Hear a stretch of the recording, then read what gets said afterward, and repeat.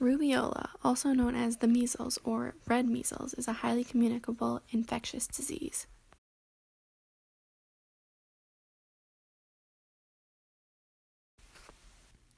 There are currently no antiviral remedies to treat rubeola.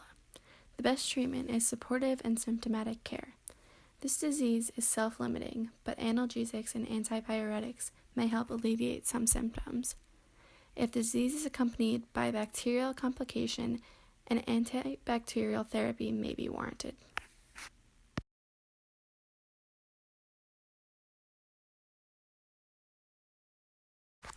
Signs and symptoms of rubeola are prodromal fever, typically occurring between the 3rd and 7th day, a rash beginning on the face, spreading to the body, that typically lasts 4 to 7 days, cough, runny nose, and red watery eyes.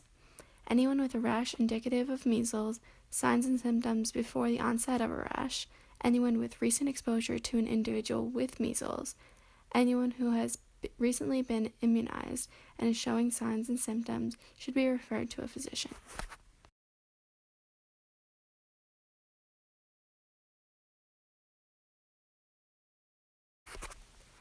People affected by rubeola are the unimmunized or underimmunized children and adults.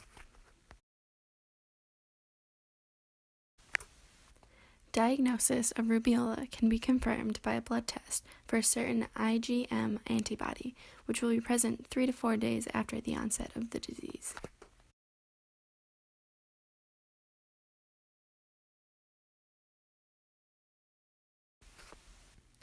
There are currently no antiviral remedies to treat rubeola. The best treatment is supportive and symptomatic care. This disease is self-limiting, but analgesics and antipyretics may help alleviate some symptoms. If the disease is accompanied by bacterial complication, an antibacterial therapy may be warranted.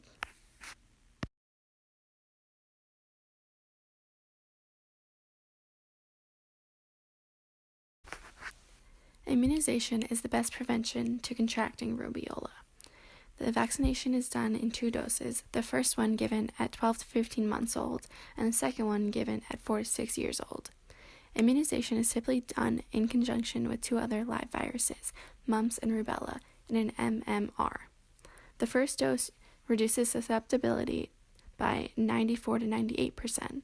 The second dose reduces susceptibility by 99%.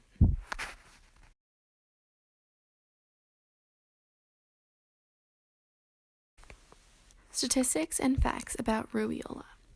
Before immunization was available, more than 90% of the population was affected by the time they reached the age of 20. After immunization, cases have dropped by 99%. The residual cases in the U.S. are attributed to unimmunized and underimmunized children. There are still outbreaks worldwide, such as in China and Japan.